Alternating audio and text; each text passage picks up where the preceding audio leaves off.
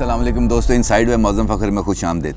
मुस्लिम league नून यानी नवाज शरीफ साहब के गैर लचकदार रवैये की वजह से इस्टेब्लिशमेंट की मुश्किलात में इजाफ़ा हो गया है और इसकी वजह से इस्टेब्लिशमेंट को मुस्तकबिल के चेस बोर्ड पर जो मोरे हैं उनको उस बिसात के ऊपर मोरों की एडजस्टमेंट में खासी मुश्किलात का सामना है। और यही वजह है कि आसिफ अली ज़रदारी को मिशन लाहौर के नाम पर एक टास्क देकर लाहौर भेजा गया। वो आसिफ अली ज़रदारी साहब का क्या टास्क है ये मैं भी आपको आगे चल के बताऊँगा, लेकिन उससे पहले ये जो चेस बोर्ड है, इस चेस बोर्ड के ऊपर जब तक मोरे इस्टेब्लिशमेंट की मर्ज़ी के मुताबिक अपने अपने खानों में फ़िट इन नहीं होंगे तब तक खेल का आगाज़ नहीं हो सकेगा, ना ही खेल जमेगा, ना ही सीटी बजेगी।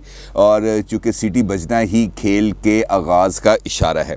अब तक मुस्लिम लीग नून के सरबराह जनाब मियाँ मोहम्मद नवाज शरीफ साहब को 3 से ज़ायद तजावीज़ दी जा चुकी हैं, लेकिन मियाँ साहब ने किसी भी एक तजवीज़ के ऊपर भी येस और नो का कोई हतमी जवाब नहीं दिया। उन्हें फ्री एंड फेयर इलेक्शंस के हवाले से यकीन दहानी का कहा गया तो नवाज शरीफ साहब का जवाब था कि फ्री एंड फेयर इलेक्शंस तो हमारा आइनी हक है, ये आइनी हक आप हमें देकर कौन सा हम पर इतना बड़ा एहसान कर रहे हैं कि इस पर हम ये बात करें कि जनाब आपकी तरफ से हमें बहुत ज़बरदस्त किस्म की कोई ऑफ़र हुई है। उन्हें कहा गया कि आपको लेवल प्लेइंग फ़ील्ड मिलेगी, तो जवाब मिला कि ये लेवल प्लेइंग फ़ील्ड गैर मशरूत होनी चाहिए। ना आप कोई बंदा तोड़ेंगे, ना कोई आप बंदा लाएंगे, यानी कि हमें आकर आप ये नहीं कहेंगे कि मुस्लिम लीग नून के अंदर इस बंदे को आप शामिल करें, ये अपनी सीट जीत सकता है, या इस बंदे को निकाल दें या इसको टिकट ना दें। ऐसा कोई मामला नहीं होगा। ना ही आप हमारी जमात के अंदर तोड़ फोड़ करेंगे, ना ही हमारे उम्मीदवारों को हरासा करेंगे, ना ही नैब एक्टिव होगा, ना ही FIA एक्टिव होगा और इस किस्म के दीगर मामलात। तो ऐसा कोई ऑप्शन नहीं है। लेवल प्लेइंग फील्ड का मतलब ये है कि सबको बराबरी की बुनियाद पर अपनी खूबियों, खामियों, अपने मेरिट्स, डीमेरिट्स के मुताबिक इलेक्शन लड़ने दिया जाए। उसमें आपकी तरफ से कोई लेना देना नहीं होगा।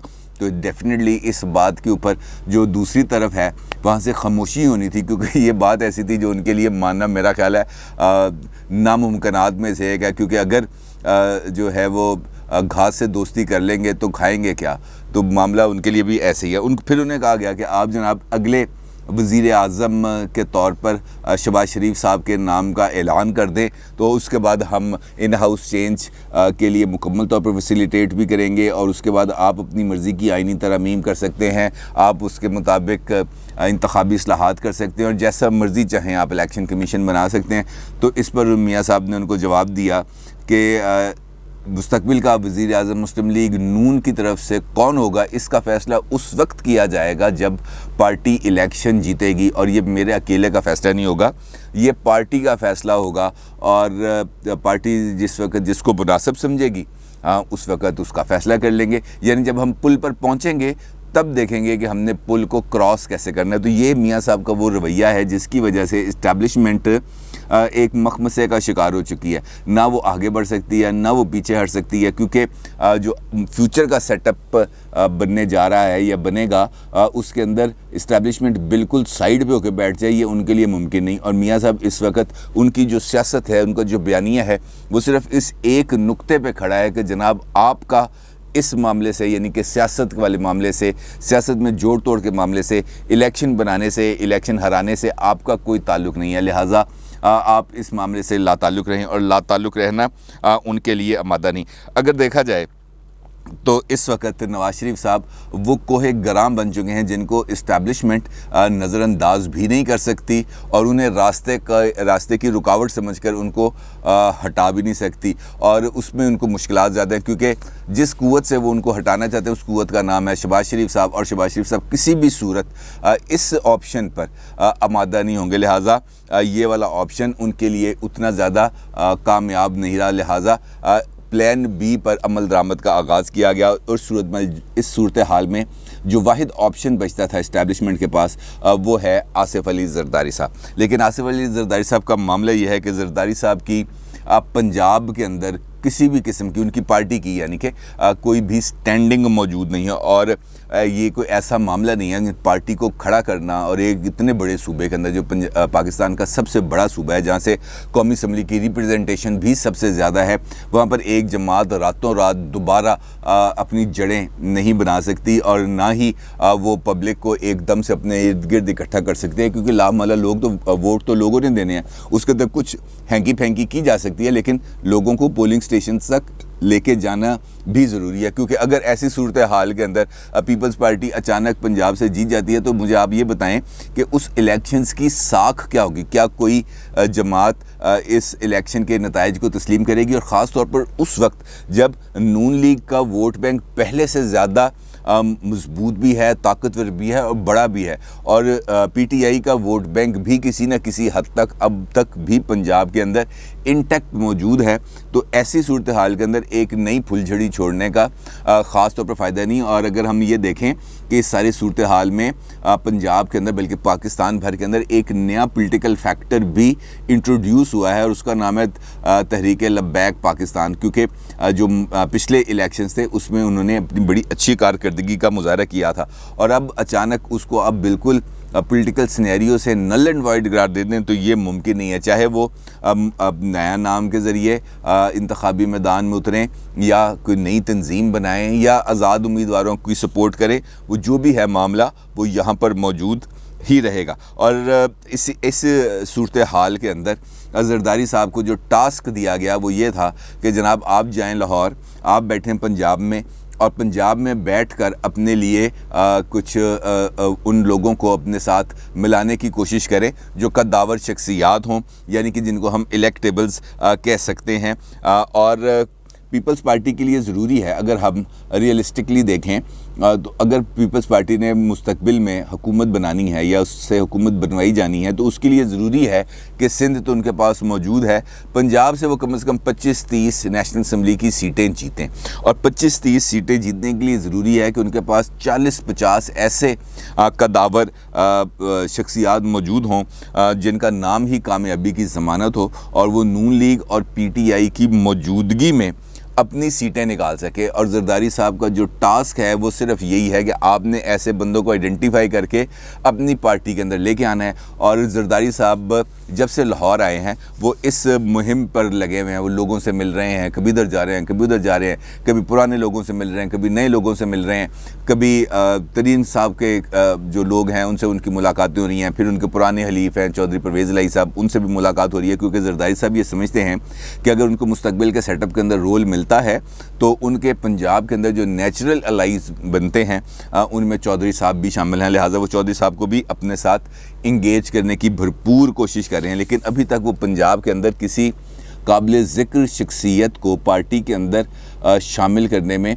नाकाम रहे हैं। अभी तक जो उनका सारा मामला चल रहा है वो पीपल्स पार्टी के यहाँ पर तंजीम साजी के ऊपर, और उसके साथ साथ जो पीपल्स पार्टी के लोग नाराज़ होकर इनएक्टिव होकर घर में बैठे हुए हैं, कद्दावर शख्सियात जैसे कासिम ज़िया साहब हैं, उनके साथ उनकी 2 मुलाकातें भी हुई हैं, वो उनको दोबारा पार्टी में एक्टिव करना चाह रहे हैं।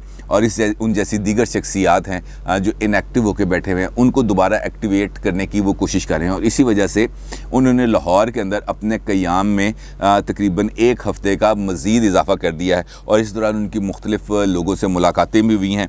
और इन मुलाकातों में उनकी राना अशरफ महमूद साहब हैं, उनके साथ मुलाकात हुई है। उनकी जो मुलाकात हुई है वो इम्तियाज़ सफदर वड़ाइच साहब और नदीम अफजल चंद साहब से भी उनका राब्ता हुआ है, वो उनको भी पार्टी में वापस लेके आना चाहते हैं, नज़र गोंदल साहब को पार्टी में वापस लेके आना चाहते हैं, और वो इस मामले में मुसलसल राब्ते कर रहे हैं। लेकिन अभी तक उनको इस हवाले से ये इतला नहीं मिली, क्योंकि मंजूर भट्टू साहब एक दिन उनसे मिल के जाते हैं और वो ये कहते हैं कि मैं पार्टी में वापस आ गया हूँ, और अगले दिन पता चलता है कि जनाब नहीं, वो पार्टी में वापस नहीं आए, वो PTI में वापस चले गए। लिहाजा इस किस्म की भी उनको सूरत हाल का सामना करना पड़ा है। और ये ख़बरें भी आ रही हैं, इस किस्म की भी इतलात आ रही हैं कि आसिफ जरदारी साहब जो पंजाब की पॉलिटिक्स है उसमें अपनी जो सबसे छोटी साहबजादी हैं आसफ़ा भुट्टो साहिबा, उनको एक्टिव करने का और उनको वो लाहौर के अंदर बैठ के इस सारे मामलात को देखने की ज़िम्मेदारी सौंपने का उन्होंने फ़ैसला किया है।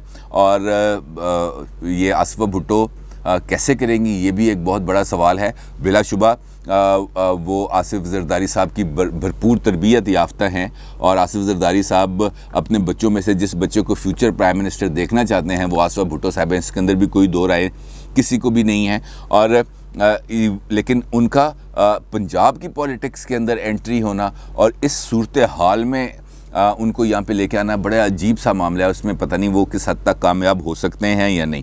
फैसल सालेहात के घर भी गए हैं वो कल। फैसल सालेहात को भी उन्होंने हदायत की है कि वो तमाम जो पुराने पार्टी कारकुनान हैं उनके साथ रब्ता करें, उन्हें मुतारे करें और अपने इस मौजूदा क़याम के दौरान अब तक वो पीपल्स पार्टी के जो पंजाब के अहदेदारान हैं उनका भी अभी तक ऐलान नहीं कर सके। तो अगर आसिफ ज़रदारी साहब इस टास्क में नाकाम होते हैं जिसके लिए अब उन्होंने अपने क़याम में इजाफ़ा किया है लाहौर में, तो फिर इस्टेब्लिशमेंट के लिए जिस तरह मैंने आपसे पहले ज़िक्र किया मुश्किलात बढ़ेंगी, मुश्किलात कम नहीं हो सकेंगी और फिर उनका जो अल्टीमेट झुकाव है वो फिर और किसी तरफ जा सकता है और वो सूरत हाल किसी भी सूरत किसी के लिए भी काबिल कबूल नहीं होगी।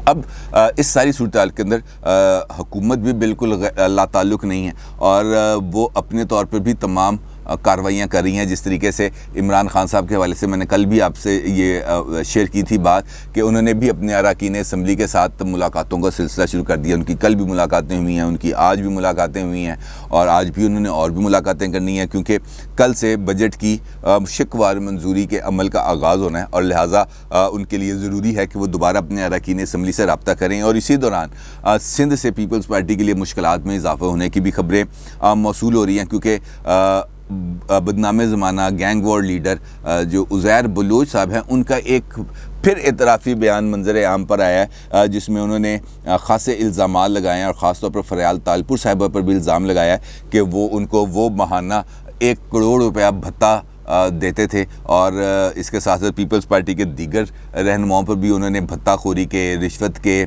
बदउनवानी के खासे इल्ज़ाम लगाए। तो जिससे एक इल्ज़ाम अगरचे वो इस नौयत के पहले भी JIT के सामने भी लगा चुके हैं लेकिन अब जो उनका बयान आया है ये मजिस्ट्रेट के सामने उन्होंने अपना बयान रिकॉर्ड कराया और इसकी अपनी इम्प्लीकेशंस होंगी। और अगर पीपल्स पार्टी के लिए देखा जाए तो वो पंजाब के अंदर आसानियाँ तलाश करते करते सिंध में अपने लिए मुश्किलात में इजाफे का सबब बन सकते हैं। और देखना ये है कि उज़ैर बलोच साहब के जो इल्ज़ामात लगाए गए हैं उनकी तहकीकात कैसे होंगी और किस तरीके से पीपल्स पार्टी को स्क्रू अप करके पंजाब से निकाला जाएगा क्योंकि गेम इस वक्त हर एक फरीक इस खेल के अंदर मुकम्मल तौर पर शरीक है। हर एक पार्टी मुकम्मल तौर पर अपना ज़ोर लगा रही है और इस्टेब्लिशमेंट इस सारे मामलात में अगर हम देखें तो नवाज़ शरीफ साहब के एक इनकार की वजह से दीवार से लगी हुई है और नवाज़ शरीफ साहब की एक इस्टेब्लिशमेंट को दोबारा मरकज़ी रोल दिलवा सकती है। दोबारा उनके लिए पावर गेम के अंदर स्पेस बहुत ज़्यादा क्रिएट हो सकती है और असल खेल का जो इस वक्त मरकज़ी किरदार हैं वो नवाज़ शरीफ साहब हैं। गेम उनकी हाँ या ना पर है और जिस दिन उनकी क्लैरिटी के साथ बात सामने आएगी ये खेल या तो बिल्कुल खुल के सामने आ जाएगा या बिल्कुल बिगड़ जाएगा। और नवाज़ शरीफ साहब के जवाब का इंतज़ार करते हैं मैं भी और आप भी। अपनी राय का ज़रूर इज़हार कीजिएगा। आपका बहुत शुक्रिया। अल्लाह हाफ़िज़।